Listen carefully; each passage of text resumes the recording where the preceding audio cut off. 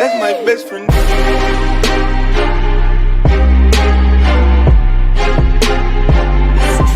That's my best friend. What's up, guys? It's Garrett from RUNAMUCK Films here, back with another 5-minute movie review.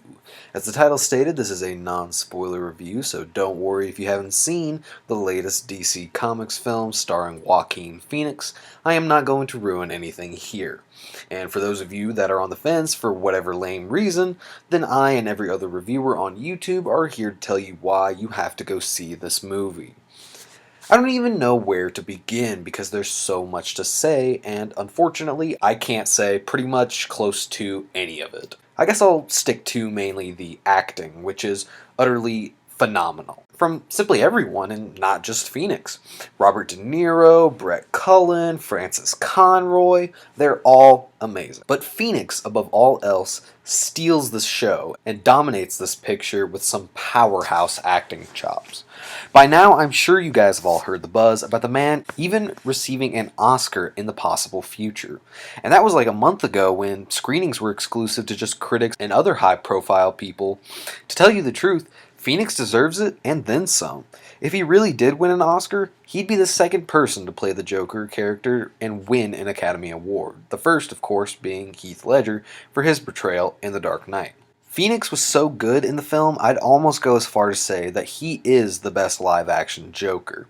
For a lot of folks, it is Heath Ledger. For me, it was Jack Nicholson for the longest time, but now my favorite as of this review, and after having just seen the film, is undoubtedly Joaquin Phoenix. But it's also one of those hugely subjective kind of things, and in all honesty, each actor from across time has played pretty much completely different versions of the Joker character with different traits and habits, so it's really not all that fair to compare them and decide who wins out over the rest.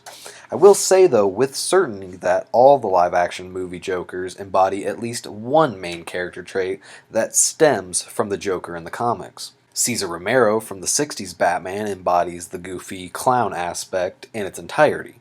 Jack Nicholson focuses on the crime aspect, acting more as a mob boss than anything else. Heath Ledger's Joker revolves around chaos and anarchy. Jared Leto doesn't count, and Joaquin Phoenix brings the insanity angle to the table and really hinges a lot of the film's storytelling on the character's fragile psyche. On top of an amazing cast, the film also does a great job playing with your mind and really making you take everything into question. I can't say much more than that for fear I may accidentally hint at any plot points, but this is a fantastic psychological thriller that genuinely had me invested in a character you don't know if you're supposed to be rooting for.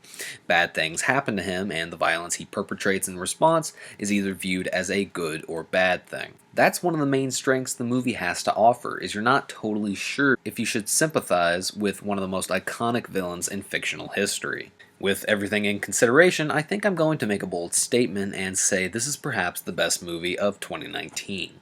As a psychological thriller, it beats out films like The Perfection and Midsommar. As a comic book movie, it trashes Avengers Endgame, and as a clown movie, it knocks It Chapter 2 out of the park and into the street. Am I overhyping the project a little? Maybe. But that should say something, because I haven't felt this overwhelmingly positive about a new movie in a long time. It is truly, truly incredible. One more thing I'd like to add before I go is that I know the media has been trying to tear this movie down and say that it glorifies violence and murder and things of that nature, and some critics have been giving it flack for that same reason. But I frankly think that's missing the point. In reality, the film is a commentary on how society can affect and mold people and their perspectives. I didn't ever feel like the movie condoned the actions taken, but rather used and showcased them to forward character development and the themes the feature had going on. In the end, this film and no other films should be accused of influencing violence. Violence against others is a personal choice, and one the media and others should accept instead of finding scapegoats. With that said, I hope you all have a safe and nice night, and thanks for watching.